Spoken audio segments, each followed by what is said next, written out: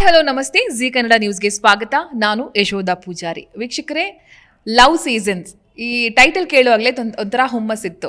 So ಈ ಸಿನಿಮಾದ ಹಾಡುಗಳು ಮತ್ತು ಸಣ್ಣ ಸಣ್ಣ ತುಣುಕುಗಳು ರಿಲೀಸ್ ಆದಂಥ ಸಂದರ್ಭದಲ್ಲಿ 100% ಇದು ಒಂದು ನೆಕ್ಸ್ಟ್ ಲೆವೆಲ್ ಸಿನಿಮಾ ಆಗುತ್ತೆ ಅನ್ನೋದು ನಮಗೊಂದು ಭರವಸೆ ಕೂಡ ಮೂಡಿಸಿತ್ತು.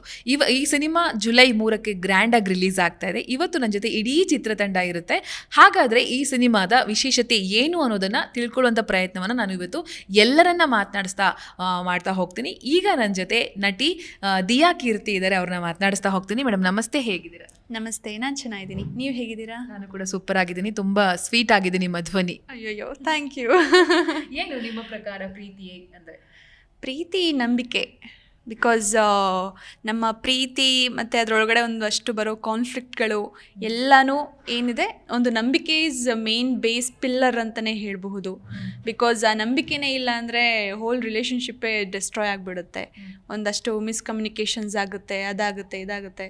ಸೊ ನಂಬಿಕೆ ಇದ್ದಲ್ಲಿ ತುಂಬ ಸ್ಟ್ರಾಂಗ್ ಆಗಿರುತ್ತೆ. ಓಕೆ, ಟೈಟಲ್ಲೇ ಒಂಥರ ವಿಭಿನ್ನ, ಬೇರೆ ಬೇರೆ ಚಳಿ ಸೀಸನ್ಸ್ಗಳು ನೋಡಿದ್ದೀವಿ. ಒಂದು ಬೇಸಿಗೆ, ಚಳಿ, ಈ ಥರದ್ದೆಲ್ಲ. ಇದು ಲವ್ ಸೀಸನ್ ಅಂತ ಏನಿದು ಅಂತ ಹೇಳಿ. ಈಗ ಪ್ರೀತಿ ಅನ್ನೋದು ಒಂದು ಅಪ್ರೋಚಲ್ಲಿ ಆಗಲ್ಲ. ನಿಮಗೆ ಒಂದು ವಿಧಾನ ಅಂತಿಲ್ಲ, ಅಥವಾ ಒಂದು ಏಜ್ ಲಿಮಿಟ್ ಇಲ್ಲ. ಚಿಕ್ಕವರಾಗಿರಲಿ ದೊಡ್ಡವರಾಗಿರಲಿ, ಒಂದು 50-30+, ಅಥವಾ ತುಂಬ ಚಿಕ್ಕ ಮಕ್ಕಳಿದ್ದಾಗ ಟೀಚರ್ ಮೇಲೆ ಕ್ರಶ್ ಆಗುತ್ತೆ. ಸೊ ಪ್ರೀತಿಯಲ್ಲೇ ಒಂದಷ್ಟು ವಿಧಾನಗಳಿದೆ. ಅಥವಾ ತಂದೆ ತಾಯಿಗೆ ನಾವು ಪ್ರೀತಿ ತೋರಿಸೋ ವಿಧಾನ, ಅಥವಾ ಅಕ್ಕ ತಂಗಿ, ಅಣ್ಣ ತಮ್ಮ, ಫ್ರೆಂಡ್ಸಿಗೆ. ಸೊ ಹೀಗಾಗಿ ಈ ಪ್ರೀತಿ ಅನ್ನೋದನ್ನು ಒಂದಷ್ಟು ಹೆಣ್ಮಕ್ಳಿಗೆ, ಒಂದು ಗಂಡು ಮಕ್ಳಿಗೆ ಯಾವ ಥರ ಒಂದು ಏಜಲ್ಲಿ ಯಾವ್ಯಾವ ಥರ ಪ್ರೀತಿ ಆಗುತ್ತೆ, ಅದರ ಬೇಸ್ ಮೇಲೆ ನಾವು ಲವ್ ಸೀಸನ್ಸ್ ಅಂತ ಇಟ್ಟಿರೋದು. ಈ ಸಿನಿಮಾ ನಿಮಗೆ ಹೇಗೆ ಸಿಕ್ತು? ಈ ಅವಕಾಶ ಸಿಕ್ಕಿದ್ರ ಬಗ್ಗೆ ಮಾತಾಡೋದಾದರೆ, ಆ್ಯಂಡ್ ನಿಮ್ಮ ಹಿನ್ನೆಲೆಯ ಬಗ್ಗೆ ಮಾತಾಡೋದಾದರೆ. ನಾನು 2018 ನಾನು ಆ್ಯಕ್ಟಿಂಗ್ ಸ್ಟಾರ್ಟ್ ಮಾಡ್ತೀನಿ. ಬ್ಯಾಂಗ್ಳೂರು ಬರ್ತೀನಿ, ಒಂದು ಇನ್ಸ್ಟಿಟ್ಯೂಟಲ್ಲಿ ಆ್ಯಕ್ಟಿಂಗ್ಗೆ ಅಂತ ಜಾಯ್ನ್ ಆಗ್ತೀನಿ. ಬಟ್ ಅಲ್ಲಿ ನನಗೇನು ಅಷ್ಟು ಏನು ಸಿಗಲ್ಲ. ನನಗೆ ಪರ್ಪಸ್ ಇಟ್ಕೊಂಡು ಹೋಗಿರ್ತೀನಿ. ಅದಾದ ನಂತರ ಹಾಗೆ ನನಗೆ ಮಾಡ್ಲಿಂಗ್ ಕಡೆಯಿಂದ ನನಗೆ ಅವಕಾಶ ಸಿಗುತ್ತೆ. ಸೊ ಅದು ನಂಗೆ ತಲೆಯಲ್ಲಿ ಇರಲಿಲ್ಲ ಮಾಡ್ಲಿಂಗ್ ಹೋಗಬೇಕು, ಮಾಡಬೇಕು ಅನ್ನೋದಿಲ್ಲ. ಬಟ್ ಅವಕಾಶ ಸಿಕ್ತು, ಓಕೆ ಪ್ರಯತ್ನ ಪಡೋಣ ಅಂತ ಹೋಗ್ತೀನಿ. ಒಂದಷ್ಟು ಶೋಗಳು ಮಾಡ್ತೀನಿ, ಒಂದಷ್ಟು ಕೊರಿಯೋಗ್ರಾಫರ್ ಆಗಿ ವರ್ಕ್ ಮಾಡ್ತೀನಿ. ಅದಾದ ನಂತರ ಅದ್ರ ಜೊತೆಯಲ್ಲೇ ಕೊಲ್ಯಾಬ್ ಶೂಟ್ಸು ಮತ್ತು ಶಾರ್ಟ್ ಫಿಲ್ಮ್ಸ್ ಎಲ್ಲ ಮಾಡ್ತಿರ್ತೀನಿ. ಆ್ಯಂಡ್ ನಾನು ಒಂದು ಆ್ಯಕ್ಟಿಂಗ್ ಇನ್ಸ್ಟಿಟ್ಯೂಟಿಗೆ ಬಂದಾಗ ಅಲ್ಲಿ ನನಗೆ ಮುಕುಂದ್ ಅವರ ಪರಿಚಯ ಆಗುತ್ತೆ. ಒಂದು ಒಳ್ಳೆ ಫ್ರೆಂಡ್ ಆಗಿರ್ತೀವಿ. ಸೊ ಅದಾದ ನಂತರ ನನಗೆ ಒಂದು ಮಾಡ್ಲಿಂಗ್ ಬಿಟ್ವೀನ್ ನನಗೆ ಈ ಸ್ಟೋರಿ ಇವ್ರು ಅಪ್ರೋಚ್ ಮಾಡ್ತಾರೆ, ಹೀರೋ ಅವರು ಡೈರೆಕ್ಟರ್ಗೆ, ನೋಡಿ ಈ ಥರ ಒಬ್ಬರು ಇದ್ದಾರೆ, ನಿಮ್ಗೆ ಸೂಟ್ ಆಗುತ್ತೇನೋ ನೋಡಿ ಅಂತ ಪರಿಚಯ ಮಾಡಿಸ್ತಾರೆ. ಸೊ ಅವರು ಆಡಿಷನ್ ಮೂಲಕ ತಗೊಳ್ತಾರೆ, ಒಂದಷ್ಟು ಮಾತುಕತೆ ಎಲ್ಲ ಆಗಿ ನನಗೂ ಸ್ಟೋರಿನ ಅಪ್ರೋಚ್ ಮಾಡ್ತಾರೆ. ನನಗೂ ತುಂಬ ಇಷ್ಟ ಆಗುತ್ತೆ. ಸೊ ಓಕೆ, ನಾನು ಒಪ್ಕೊಂಡು ಅವ್ರಿಗೂ ಓಕೆ ಪಾತ್ರಕ್ಕೆ ಸೂಟ್ ಆಗ್ತಾರೆ ಅಂಥೇಳಿ ತಗೊಳ್ತಾರೆ. ಸೊ ಬಿಟ್ವೀನ್ ನಮಗೆ ಸ್ವಲ್ಪ ಸ್ಪೇಸ್ ಬೇಕಿತ್ತು ಶೂಟಿಂಗ್ಗೆ ಮತ್ತು ಫಿನಾನ್ಷಿಯಲಿ ಎಲ್ಲ ಹೊದಿಸ್ಕೊಳ್ಳೋದಕ್ಕೆ. ಸೊ ಓಕೆ, ನಾವು ಥಿಯೇಟರ್ ಮಾಡ್ಕೊಂಬಿಡೋಣ. ಅಂದರೆ ಬೇಸಿಕಲಿ ಅಷ್ಟು ಪರ್ಫೆಕ್ಟ್ ಆಗಿಲ್ಲ ಅಂದರೆ ಒಂದು ಕಾನ್ಫಿಡೆನ್ಸ್ ಇರೋದಿಲ್ಲ ಮಾಡೋದಕ್ಕೆ. ಸೊ ಹೀಗಾಗಿ ಅಂದ್ಬಿಟ್ಟು ನಾನು ಅದಾದ ನಂತರ 2023 ನಾನು ನಟನ ಜಾಯ್ನ್ ಆಗ್ತೀನಿ ಮೈಸೂರಲ್ಲಿ, ನಟನಾ ರಂಗಶಾಲೆ.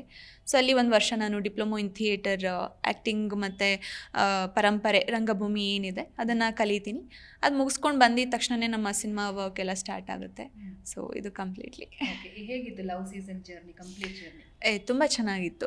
ಬಿಕಾಸ್ ನನಗೆ ಬಿಫೋರ್ ನಾನು ಎಲ್ಲೂ ಈ ಥರ ಫೇಸ್ ಮಾಡಿರಲಿಲ್ಲ. ಅಂದರೆ ಈ ಥರ ಒಂದು ಎಕ್ಸ್ಪೀರಿಯನ್ಸು ಸಿನಿಮಾ ಅಥವಾ ಈ ಥರ ಬಿಗ್ ಕ್ಯಾಮರಾ ಕಂಪ್ಲೀಟ್ಲಿ. ಅಂದರೆ ಸೆಟ್ಟಲ್ಲಿ ತುಂಬ ಜನ ಎವ್ರಿ ಡೇ ಒಂದು 30-40 ಮೆಂಬರ್ಸ್ ಇರ್ತಿದ್ರು. ಸೊ ಇದಂತೆಲ್ಲ ಹೊಸದೇ ನನಗೆ, ಬಿಫೋರ್ ನಾನೆಲ್ಲೂ ಎಕ್ಸ್ಪೀರಿಯನ್ಸ್ ಮಾಡಿಲ್ದಿದ್ರಿಂದ. ಸೊ ತುಂಬ ಚೆನ್ನಾಗಿತ್ತು. ಬಹಳಷ್ಟು ಕಲಿಕೆನೆ ಸೆಟ್ಟಲ್ಲಿ. ಹೋಗ್ತಾ ಹೋಗ್ತಾ ಹೇಗಿರ್ತಾರೆ ಎಲ್ಲ, ಹೇಗೆ ನಿಭಾಯಿಸಬೇಕು, ಸೊ ಎಲ್ಲ ಹೊಸದು. ಲವ್ ಸೀಸನ್ ಒಳಗೆ ಏನೇನಿದೆ?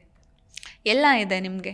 ಅಂದರೆ ಈಗ ಒಂದು ಪ್ರೀತಿ ಅಂದಾಗ ನೀವು ಏನೇನೆಲ್ಲ ನಿಮಗೆ ಪ್ರಶ್ನೆ ಮೂಡುತ್ತೆ, ಹಿಂಗಾದರೆ ಹೇಗೆ, ಹೀಗಾದರೆ, ಅಂದರೆ ಒಂದೆಷ್ಟು ಪ್ರಶ್ನೆಗಳಿಗೆ, ಆ ಪ್ರಶ್ನೆಗಳಿಗೆಲ್ಲ ಉತ್ತರ ಸಿಗುತ್ತೆ ನಮ್ಮ ಸಿನಿಮಾದಲ್ಲಿ. ಪ್ರಶ್ನೆ ಲವ್ ಅನ್ನೋದು ಒಂದೇ ಅಲ್ಲ ನಮ್ಮ ಸಿನಿಮಾ ಸಬ್ಜೆಕ್ಟು.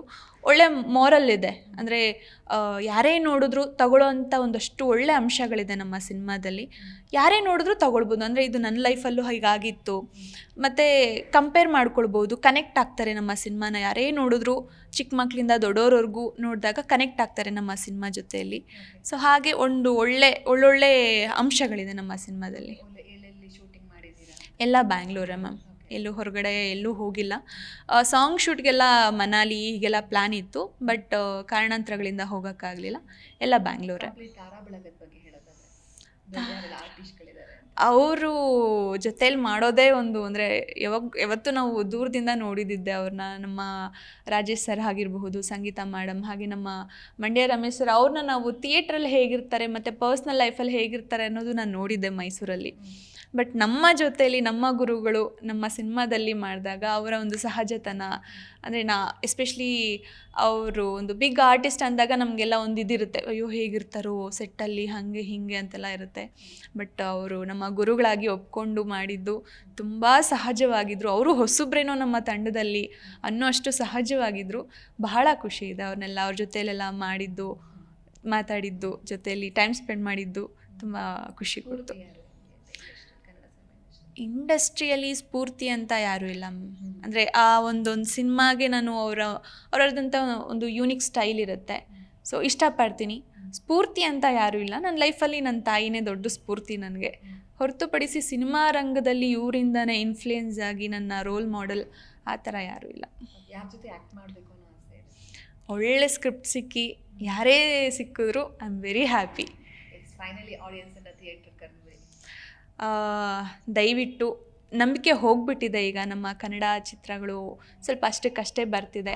ಸೊ ದಯವಿಟ್ಟು ಆ ಗ್ರೂಪಿಗೆ ನಮ್ಮ ಸಿನಿಮಾ ಸೇರೋದಿಲ್ಲ. ಒಂದು ನಂಬಿಕೆ ಇಟ್ಟು ನಮ್ಮ ಸಿನಿಮಾ ಇದೇ ಜುಲೈ 3ನೇ ತಾರೀಕು ಥಿಯೇಟ್ರಲ್ಲಿ ರಿಲೀಸ್ ಆಗ್ತಿದೆ. ಸೊ ದಯವಿಟ್ಟು ಒಂದು ನಂಬಿಕೆ ಇಟ್ಕೊಂಡು ಬನ್ನಿ. ಏನು ನಂಬಿಕೆ ಇಟ್ಕೊಂಡು ಬಂದಿರ್ತೀರಾ ಖಂಡಿತ ಅದಕ್ಕೆ ಮೋಸ ಆಗೋದಿಲ್ಲ. ಹೊರಗಡೆ ಸೊಸೈಟಿಯಲ್ಲಿ ಏನೇನೆಲ್ಲ ಅಂಶಗಳು ನಡೀತಿದೆ ಈಗ, ಒಂದಷ್ಟು ಬ್ರೇಕಪ್ಸ್ ಆಗಿರಬಹುದು, ಅಥವಾ ಒಂದಷ್ಟು ಮನಸ್ತಾಪಗಳು, ಅಥವಾ ತಂದೆ ತಾಯಿಗೆ ರೆಸ್ಪೆಕ್ಟ್ ಕೊಡದೇ ಇರ್ಬೋದು, ಅಥವಾ ಈ ಥರ ಒಂದಷ್ಟು ಮಾರಲ್ ಏನಿದೆ, ಒಂದಷ್ಟು ಅಂಶಗಳೇನಿದೆ ನಮ್ಮ ಒಂದು ನಿಜವಾದ ಜೀವನದಲ್ಲಿ ಏನೇನು ನಡೀತಿದೆ ಅಷ್ಟು ಅಂಶಗಳು ನಮ್ಮ ಸಿನಿಮಾದಲ್ಲಿದೆ. So I am very sure ಅದೆಲ್ಲ ನಿಮಗೆ ಕನೆಕ್ಟ್ ಆಗುತ್ತೆ ಆ್ಯಂಡ್ ಇಷ್ಟ ಆಗುತ್ತೆ ಅಂತ ನಾನು ಹೇಳಬಲ್ಲೆ. ಸೊ ದಯವಿಟ್ಟು ನಮ್ಮ ಸಿನಿಮಾ ಹಾಗೆ ನಾವೆಲ್ಲ ಹೊಸ ತಂಡ ಕಟ್ಕೊಂಡು ಒಂದೊಳ್ಳೆ ಕನಸನ್ನ ಕಟ್ಕೊಂಡೇ ನಾವು ಮಾಡ್ತಿರೋದ್ರಿಂದ ನಿಮ್ಮ ಪ್ರೋತ್ಸಾಹ ಪ್ರೀತಿ ತುಂಬ ತುಂಬ ಮುಖ್ಯ ಆಗುತ್ತೆ. ಸೊ ದಯವಿಟ್ಟು ಇದೇ ಜುಲೈ 3ನೇ ತಾರೀಕು ದಯವಿಟ್ಟು ಎಲ್ಲರೂ ಥಿಯೇಟರ್ಗೆ ಬಂದು ನಮ್ಮ ಸಿನಿಮಾನ ನೋಡಿ ಅಂತ ನಾನು ಆಶಿಸ್ತೀನಿ. Thank you. ಸದ್ಯಕ್ಕೆ ಎರಡೂ ಇಲ್ಲ. ಬ್ರೇಕಪ್ ಅಂತೂ ಇಲ್ಲವೇ ಇಲ್ಲ, ಲವ್ ಸದ್ಯಕ್ಕೆ ಆಗಿಲ್ಲ. ಸೂಪರ್. ಜೀ ಕನ್ನಡ ನ್ಯೂಸ್ ಕಡೆಯಿಂದಲೂ ಕೂಡ ನಿಮ್ಮ ಸಿನಿಮಾಗೆ all the best. Thank you ma'am. Thank you so much.